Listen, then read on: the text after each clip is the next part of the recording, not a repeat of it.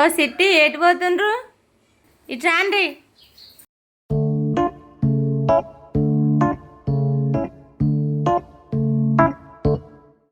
ఏంటిది శారదక్క? చెప్పు శారదక్క. అబ్బ కొంచెం అప్పలు జిద్దురా రే, గారెప్పలు. అబ్బా శారదక్క, మాకు పనుంది. పనుందా? అబ్బా కొంచెం రాను రే, నాకు ఒక్కదాని కష్టం అవుతుంది గారెలు చేసుడు. మీకు మంచిగా థమ్స్అప్ ఇస్తా, గారెలు ఇస్తా, మంచిగా తినుండ్రి తాగుండ్రి. అబ్బ రా రే ప్లీజ్. థమ్స్అప్ అట్నే, గారెప్పలడ్నే. పోదామా?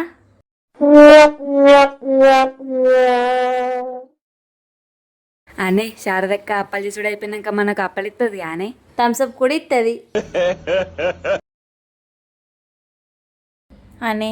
సరే 20 అప్పలు ఇస్తుంది అనే మనకి. మనం ఏమైనా తక్కువే ఎత్తున్నామా? చెరి 20 ఎందుకు ఇస్తుంది? చెరి 30 ఇస్తుంది.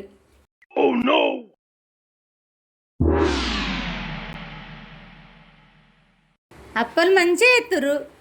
శారదక్క మాకు అలవాటే. అవునా? అందుకనే మిమ్మల్ని పిలిచిన. సరే సరే కానీ మీకు థమ్స్అప్ తీసుకొస్తా,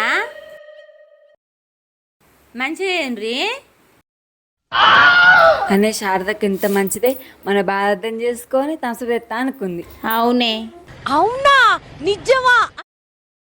అబ్బా అనే బగ్గు దూపవుతుంది. అప్పలేమో అయిపోతానికి వచ్చినాయి, శారదక్కేమో ఇంకా థమ్స్అప్ తెత్తలేదు.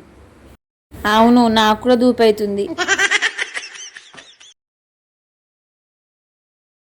ఇప్పుడే థమ్స్అప్ ఇస్తే మొత్తం దాగి అప్పలన్నీ నానబెట్టి వెళ్ళిపోతారు. అప్పలన్నీ చేసినాక థమ్స్అప్ ఇస్తా.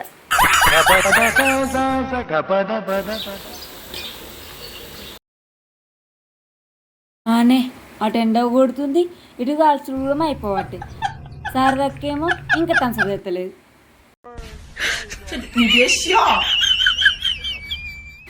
అప్పలు కాల్చుడు అవుతుంది కదా, కాలూరి కాలూరి. ఇప్పుడు పోయి థమ్స్అప్ తీసుకొస్తా.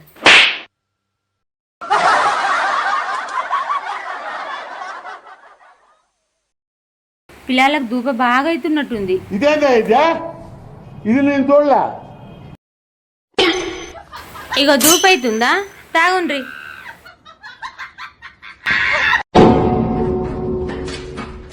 అనే దూపవుతుంది కదా, ఇవైతే తాగుదాం పట్టిగా.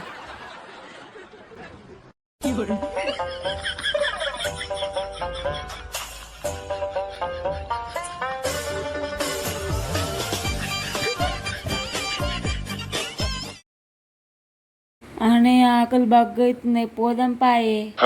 వచ్చి 4 గంటలు అవుతుంది, సుక్కలు పెడుతుంది శారదక్క. పోదాం పాయే. ప్రతిదానికి ఓవర్ ఎక్స్ప్రెషన్. ఇంకా గాల్చుడు కాలేదా అనే? అబ్బా నేనైతే ఎవరు గాల్చేద్దుంటి. ఇంత టైం తీసుకుంటుర్రు. కాల్చిన వాళ్ళకి వెళ్తుంది ఆ బాధ. తొందరగా కాలరే మళ్ళత్తా. రావే పోదాంపా. అదే శారదక్కకు ఆయనతో ఒక మాట చెప్పిపోదాం.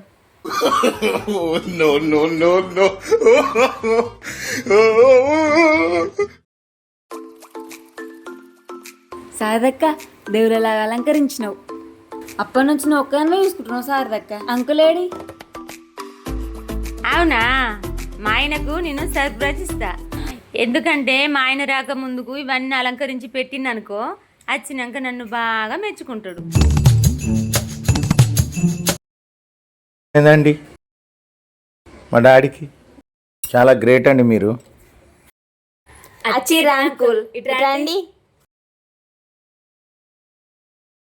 మా నాన్న అంటే మీకు ఎంత గౌరవం అండి.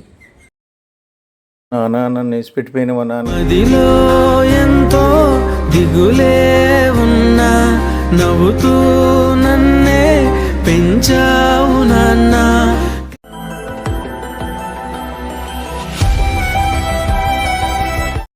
సరే అండి, కొబ్బరికాయ కొట్టిరా. మీరు లేనిది నేను ఎట్లా కొడతాండి, మీరే కదా కొట్టేది. అనే అంకుల్కి వాళ్ళ డాడీ అంటే ఎంత ఇష్టం. అవునే, వాళ్ళకు పెద్దలంటే ఎంత గౌరవమో. నాకు ఏడుపు వచ్చింది.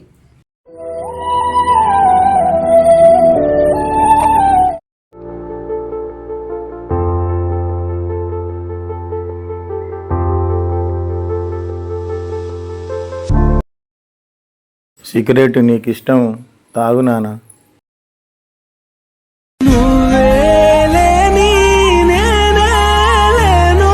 గిన్నె ఐటమ్స్ పెడుతుర్రేందే? అసలు ఇవన్నీ ఎందుకు పెడుతుర్రే? ఒకసారి శారదక్కని అడుగుదామా? నానా కడుపు రెండు తిను నాన్న. మీకు ఇష్టమైన వంటకాలు అన్ని తెలియజేసినాము. కడుపు నిండా తిని కడుపు నిండా తాగి దీవించండి.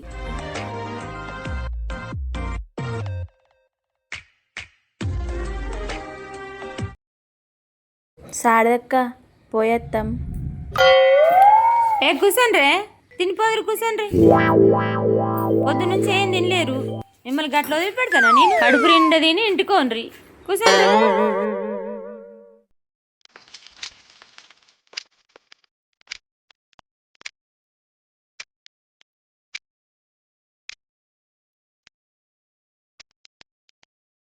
తాడ్పరం తినండి.